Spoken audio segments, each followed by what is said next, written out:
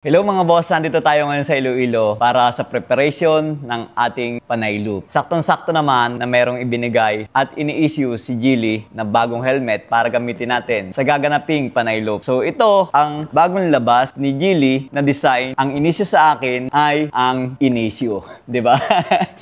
Saktong-sakto. Ang inisyo sa akin ay inisyo. So ito, unboxing tayo. Unang-una, may kasama na agad siya na clear na lens. Ang kasama ng box, wala na. Halos lahat ng helmet ni Geely, kapag bumili kayo, nakalagay na yan sa dust bag. Para protection din to kapag mahal na mahal nyo yung helmet nyo. Pwede nyong isama sa pagmumotor nyo to. Tapos every time na magpaparking kayo, pwede nyong balutan ng ganito. Anti-gas-gas tapos anti-dust, no, sa alikabok. At ito, ang ibinigay sa atin, matte gray. Makikita nyo yung bago pa dahil naka-plastic pa yung kanyang visor na Revo. Yan, tinted siya. Ito yung kanyang design.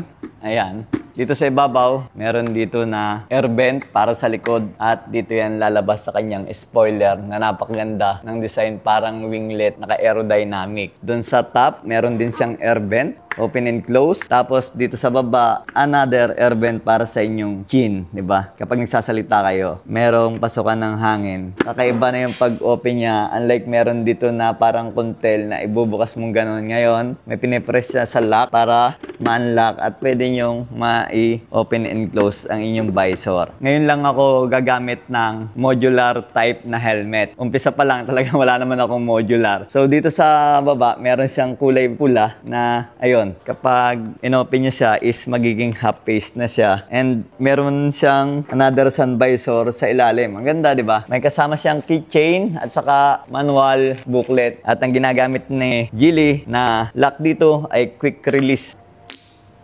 So, ganun pa rin yung ginamit ni Geely na foam para dito sa inisyo na design. Gumamit sila ng antibacterial foam na tanggalable siya. Right? Nalalabahan siya kung gusto nyo laban. Diba? Napakaganda. Kagandaan dito, pwede yung half face, pwedeng full face. Dahil magbablog tayo sa buong loop, siyempre ikakabit na natin ang ating intercom para makausap natin ang mga kapwa natin Geelytista na merong gamit na intercom na GP10. At ito yung chin mount and then ito yung camera natin. Ikakabit natin.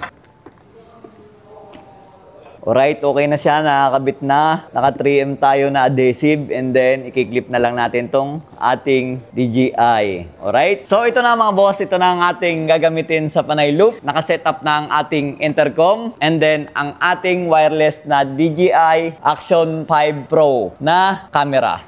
Ayan. So sa lahat ng mga gusto mag-avail, available yan. Nasa comment section lang sa baba. Ride safe everyone. See you on Panay Loop.